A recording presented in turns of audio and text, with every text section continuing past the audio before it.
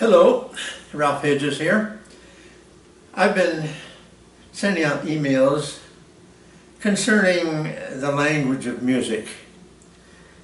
I used to regard myself as a music theorist because that's what I got my degree in, my master's degree. Plus my father was a music theorist and a music professor at Denver University, so I had most of my beginning lessons with him in theory and counterpoint. He was not a pianist, he was a violinist and violist. My mother was harpist with the Denver Symphony, and I took my early piano lessons with her. All through my early years, up through graduating actually from the Manhattan School of Music in New York, all of my work was by memory. And when you have to rely upon memory, unless you have just such an incredibly fabulous memory, or unless you have absolute pitch, for example, for the rest of it, it's not that easy. But it can be. But we have to put in a little bit more work to get to the same level, or the same goal, shall we say. The goal is to be able to play music and to be able to play it like a language, like the English language, which we all know. We don't think about, oh, I'm going to say a verb, or I'm going to say a word, or something like that. We just talk and we communicate. Music should be the same way. But we sit at the piano by the hour and through repetition memorize our pieces. And eventually we have it memorized, and after much practice. So that's the practice and memorize, or the other way around, memorize and practice method of learning musical compositions. I have put out, I think, one of the better videos, shall we say, that I've produced, which is learning the language of music through Bach.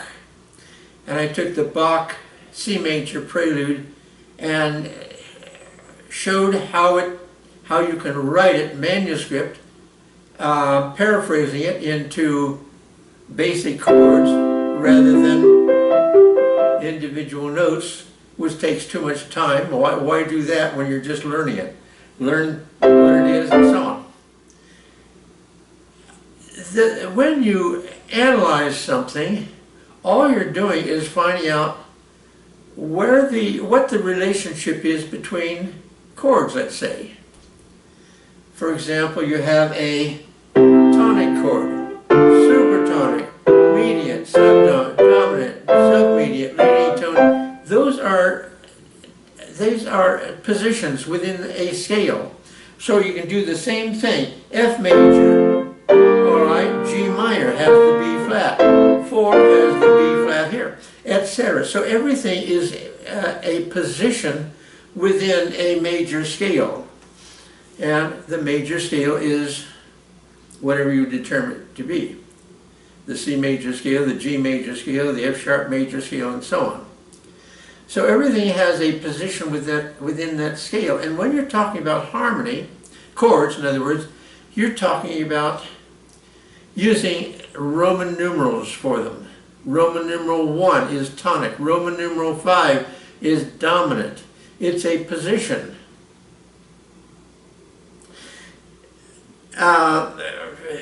Usually if you have just a triad on 5, it's just GBD, for example.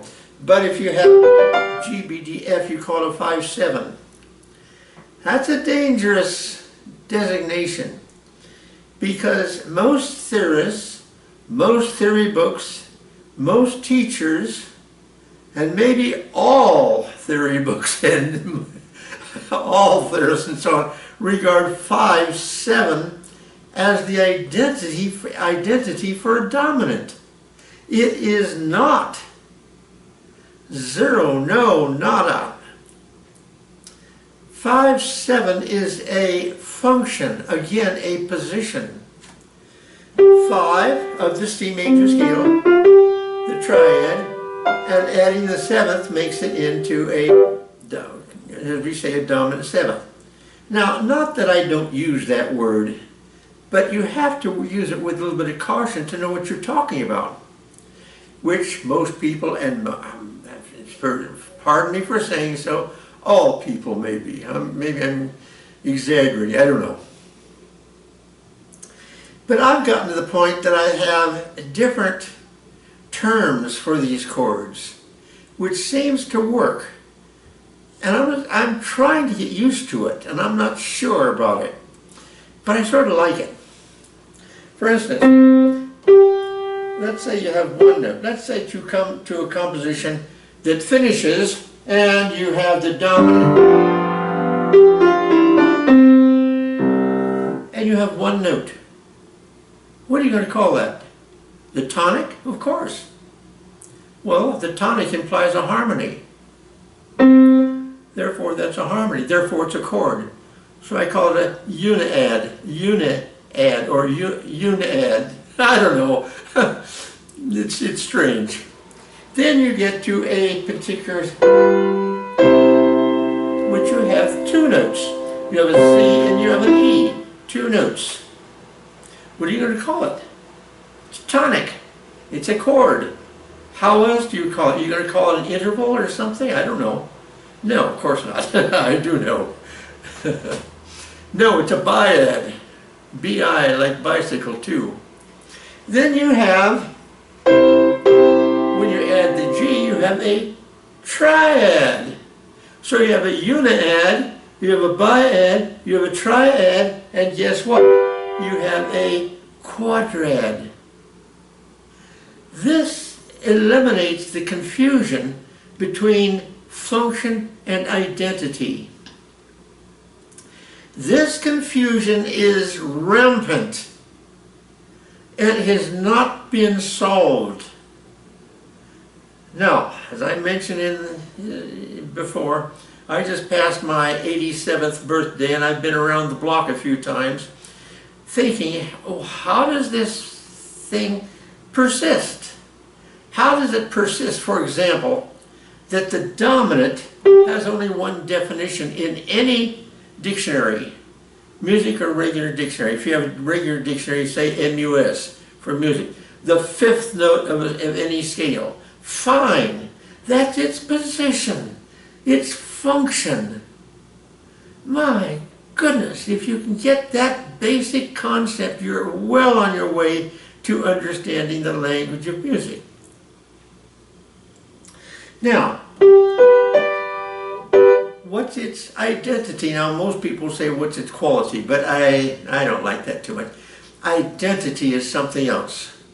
Because then we have characteristic intervals, identifiers. We have symbols that tell us what we're talking about.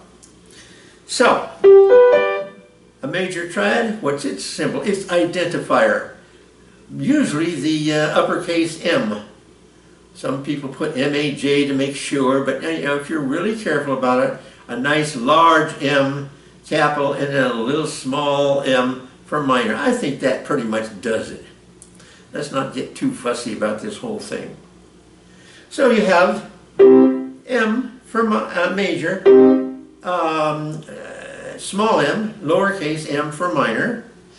If you have the seventh is still minor, and that's why I say quadrad, a minor quadrad. Therefore you have the minor third and the minor seventh rather than just simply a minor seventh chord. Now you start combining the identity, which is minor, with a function, which is the seventh. So you're combining function and identity. It doesn't work. Unless you know what you're talking about, of course, but even so, in my teaching, I'm beginning to talk about these terms, biad, triads, and quadrads. unad, I don't know. But you know, some compositions do end with a single note. And you call it tonic, and therefore it's a chord. Okay. Now, as far as music theory is concerned, the study of music theory is the study of theory, not music, by definition. In other words, you study things and you get a good deal of knowledge from music theory. I'm not saying you don't, but a lot of it is not correct, and this is one area, this matter of function and identity. It's the basic thing. So if you do nothing in your analysis or in your study of music other than studying function and identity, that's about really all you need. But you probably need a few little other items, as I mentioned in that post, the Learning the Language of Music through Bach. One of the most important things is the dominant quadret, I'll say. I could use the word dominant seventh. If I say dominant seventh, realize that I'm using it, but with a little bit of caution. Okay, so we have a dominant seventh here, dominant quadret. Every single interval is exactly the same. In other words, a step and a half, a step and a half, a step and a half, all the way through. So no one note can claim the root. You can't say that in a D diminished chord, D is the root. It just doesn't work. There's only one place that a diminished chord can be, let's say, functionalized. In other words, given a Roman numeral, and that's the supertonic in a minor key. And you find that in the Beethoven sonata, the Moonlight, you know, that first movement. You will find a diminished triad, and it's a supertonic. Therefore, the bottom note of that diminished triad is the root. Also, a half diminished quadrat or seventh chord, it may also be indicated as a supertonic in a minor key, but not in a major key. It doesn't work. So when we have the diminished chord, we find out that there are two tritones. I hate to use these technical terms, but that's the business we're in. We have to have a few technical terms. Every business has its technical terms.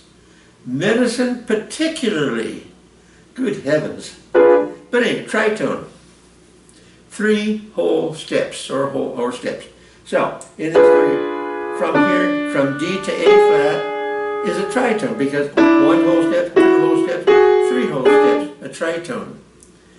And the tritone contains the characteristic intervals for the dominant. Okay? Now, so if you have this tritone, D to A flat, then D is the major third of the missing root, B flat. And then that moves. So that you have this, let's say you don't put in the root. Okay, I've taken the F here and moved it down to E flat. Or I could add the root and taken it to E flat. But very oftentimes composers don't use the root like that.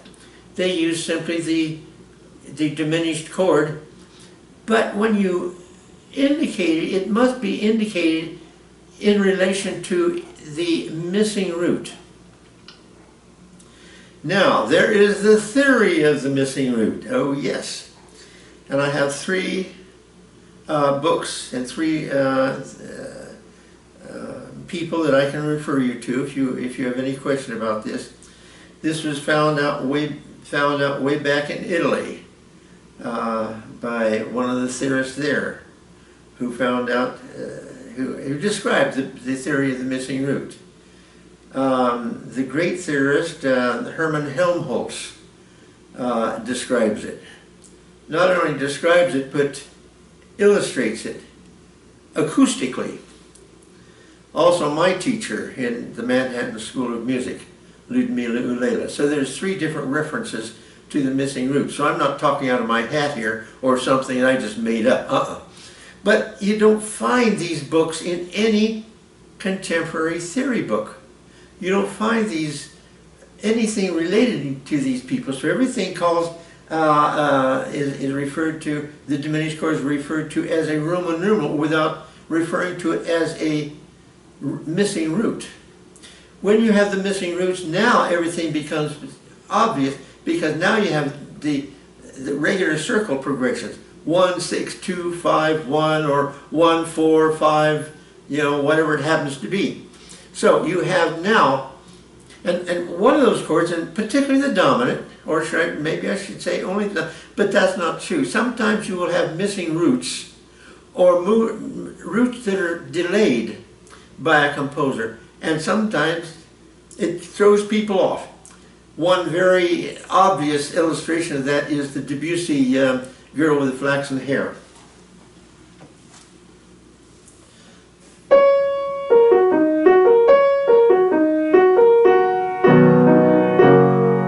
Alright, that first chord looks like a E flat minor 7 chord, E flat minor quadrant. But the D sharp here, or the E flat, is not the root. Why not? I'll show you.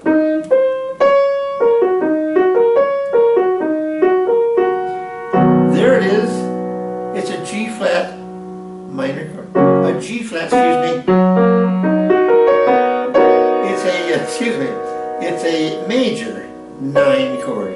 So this minor chord here are the upper 4 notes of the delayed root of C flat. Second page, you got a C flat. It's there, Debussy puts it there on the second page. So this matter of either delayed roots or missing roots is vital to understand music. Bach understood it, Mozart understood it, Chopin understood it, you know, jazz artists, of course. Everything is based on, there's your familiar chord. That's not a diminished chord, but there's your triad plus the 9th, and the missing root is. It's a very marvelous, actually, mechanism, shall we say, in using missing roots, because it keeps things moving. Rather than when you use roots, it's sort of you're putting your chords into cement. They're solid. Well, without roots, they're not solid. But you must understand them. Now, when you understand something, it's so much easier to memorize it, or to retain it, shall I say. I like that word better, retain rather than memorizing. But when you analyze a piece of music, you should do it, first of all, by its function. Well, I have in front of me here some Bach. The Bach Prelude, Kleine Preludium. And I've opened it here to number 2 and number 3, because these are some of the pieces that most early beginning pianists play, you know, and so on. Now then, let's do strictly on the basis of function. Roman numerals, position of the chords. Okay, here's the key to C. That's tonic. You use a Roman numeral 1. But then on the last, the 4th beat, you have the B flat. That's not part of the key of C, major. But on the other hand, it creates a dominant on the tonic. Okay, now we come across the next little item here, that the dominant has only one definition. I explained this earlier. In all music or regular dictionaries, only one definition. It must have a second contrasting definition. It has no relationship to the first definition.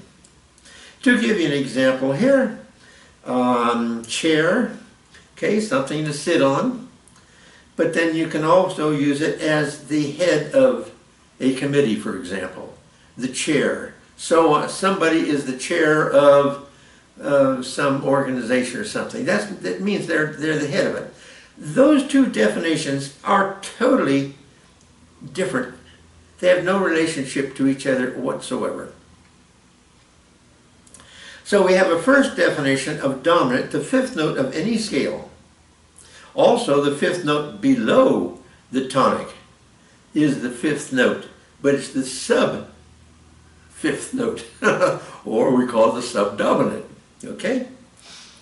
So, we have to have a second definition there, which is completely different than the first definition, and that second definition must be its identity, its quality, if you wish. So, we have anything. I'm choosing a dominant on F sharp. I don't relate that to any scale. It's just F sharp dominant because it has that tritone. A sharp to E is a tritone, therefore this is the third of the F sharp, and the E up here is the minor 7. Those are the characteristics of this chord that we call a dominant, which has nothing to do with its position. We just play it, and it sounds like a dominant. Therefore, in your prelude number 2 here, major, but there we have a minor 7th, so the identity of the chord is completely changed. Well, this comes to the next little item. How do we designate it as a dominant? As a 5-7? No, because we're on the tonic. It's not a 5-7. It's a dominant. Now, it almost sounds like I'm double speaking here. Why does it? Because I'm using two definitions. So, we have this, which is on the tonic. Once we add this major, once we add the minor 7, it becomes a dominant. And I don't say dominant 7th because that confuses the function versus identity. It's a dominant, and its characteristic symbol has to be something, and one of the most convenient, easiest symbols that I can think of is the letter X. X. Simple. If you have a dominant, it's X. The same thing if you have a half diminished, it's a circle with a line through it. These are simply symbols. In the case of the dominant, it's a letter, X. But you have to have something that designates what it is. I may be, say, 6 feet. 6 feet is a number. It's a function of my height. But it's not my function of my identity, or let's say it's not my identity. Hi, 6. That sounds a little strange, doesn't it? Well, that's really a bad example, but it's just the idea that we must get away from this function, this misconception of function and identity. My identity is Ralph, and if there's anything else beyond that, fine. But basically, call me Ralph, and that's my. I'll answer to it. Hey, you! I don't like that too much. No, okay. So, whatever you're talking about, you must have some kind of an identifier. Piano. Grand piano. Not a 6-foot piano. A 6-foot piano. What? 6 foot or 6 foot? Which are you talking about? What kind of, you know, I don't know. I don't want to labor this too much, but it's important because there's nothing in any theory book that makes this distinction. So, get you home here. If we indicate this as tonic major, but at the very end, this is X dominant. Now, this is an F major chord with the 5th on the bottom. Alright, here's another little item. Figured bass. Figured bass was used during the Baroque, so the pianist or the organist or the harpsichordist or even the guitarist, you know, used those figures to create an accompaniment for the Baroque orchestra. They didn't use Roman numerals.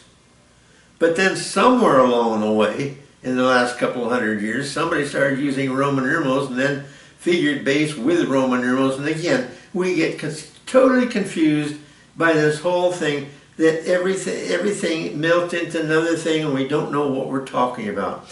And while we're on that subject about combining things, is the use of the lowercase Roman numeral to indicate minor.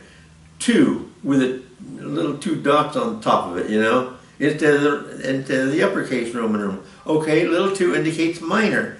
Well, yeah, 2 is minor. Why do you have to use a small 2? And then if it's half diminished, you've got to use another symbol, half diminished. I mean, it's crazy. Purely crazy, insane, because it leads to nothing about understanding the language of music. Okay, now, how am I going to indicate that? You put a line, you know, draw a line. I'm not going to put it on my music here, but draw a line, and under that line, put the number 5. That will mean the lowermost note is the 5th of the chord. How simple. Granted, this is a 6/4 chord if you want to use the figures, and you know, that's all right. But you want to know what's on the bottom. The root's on the bottom. Just put root, R. No big deal. If you have the 3rd on the bottom, C, E, G, put the line and put 3 under it. The 3rd's the lowermost note. I mean, really? Do we have to go through this roundabout way of having figures and then come around to the understanding that these figures indicate some kind of a root? Okay. I get mad about this whole thing. Okay, so, now, major, dominant, into the subdominant. Now the B flat has been canceled. Okay, now in canceling, now we have a G, B, D, F. It's the 5th, G is the 5th note of the C major scale. Fine. 5, Roman numeral 5, you know, that way. Okay. And it's dominant. The major, 3rd, the minor, 7th, the characteristic intervals. And then you come up with the last one. If you understand the function and the identity of what I've just talked about, you don't have to memorize it. It's automatically memorized.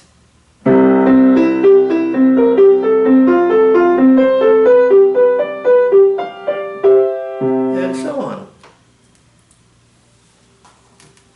I was at one of the music stores, piano stores here not too long ago. And the salesperson there had a family, husband and wife, and about an 8-year-old daughter, I would guess. And they were there to buy a piano. So the salesman said, well, why don't you try this piano? And so the mother motioned to the child, go ahead and try it. And, you know, the little girl was a little bit, you know, didn't like playing, but, you know, sat down.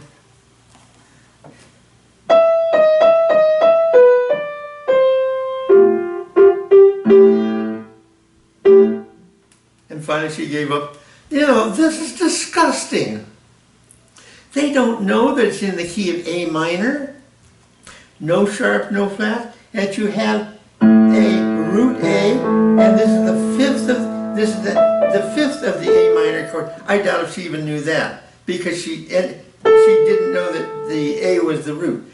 I might be exaggerating a little bit, but my point is that memory is not the guarantee of you know, playing correctly or musically. But when you know something about the music that you're playing and have taken the effort to go through and number 1, find out what key you're in. It's either major or minor, okay? Rarely is it in anything else.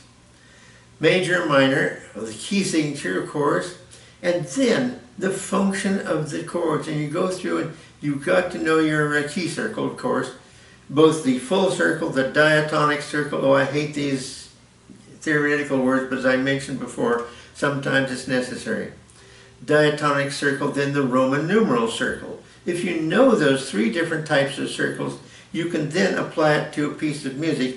And then when you have this information about where roots are, if it's not on the bottom, for example, it may be the 5th or the 3rd or the 7th, could be the 9th that's on the bottom. In many cases it is, or even the minor 9th.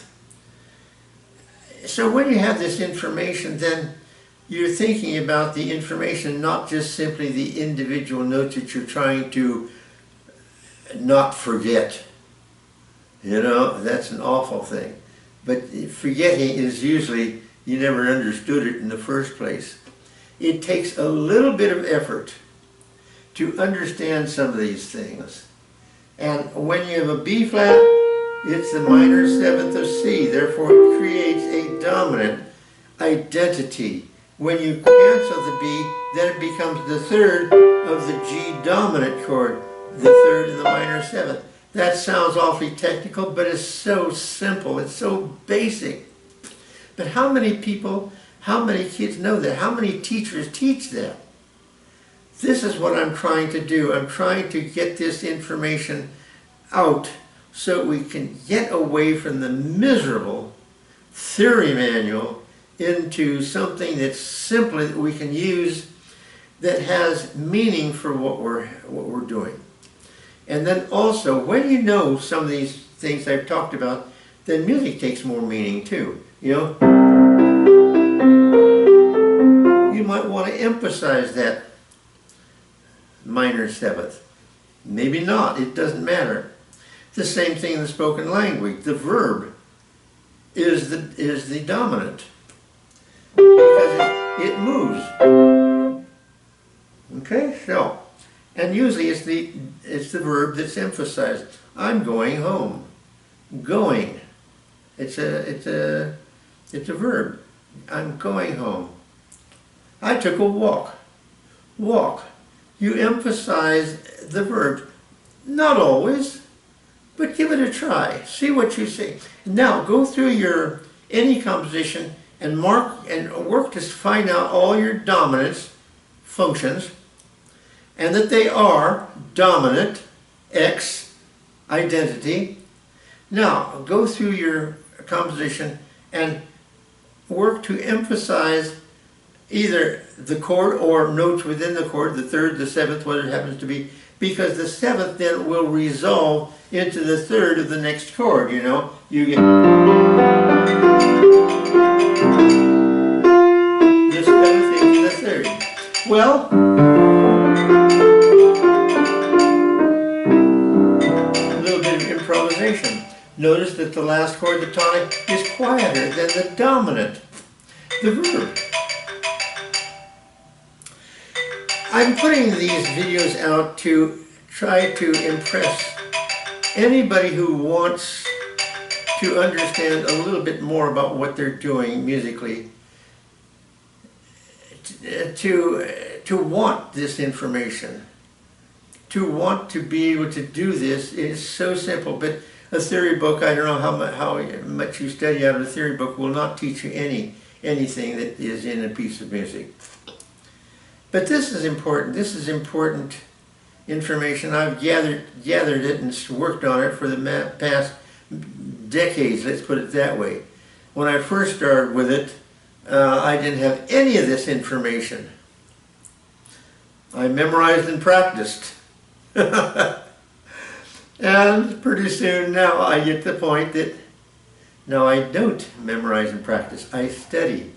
I have an idea of what the function of the chords are. And when there's a modulation, then the functions is related to the key of the modulation. You know, that's sort of basic, but it's not emphasized in any theory manual that I know of. But, you know, then all the notes and the chords become functions within that key. And the identities are according to the characteristic intervals.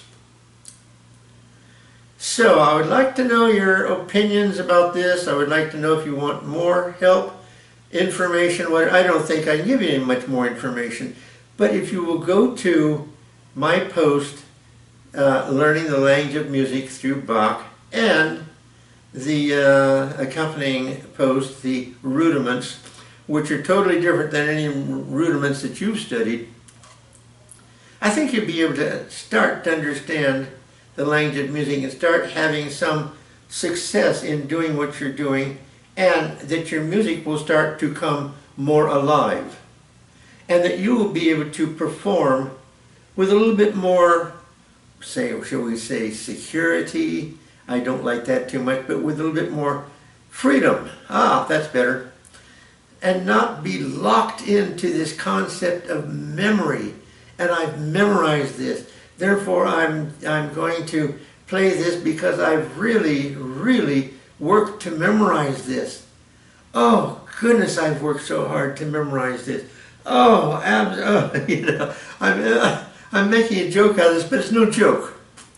Because how many kids sit down at the piano and over and over and over the same things to memorize, and it's usually never correct.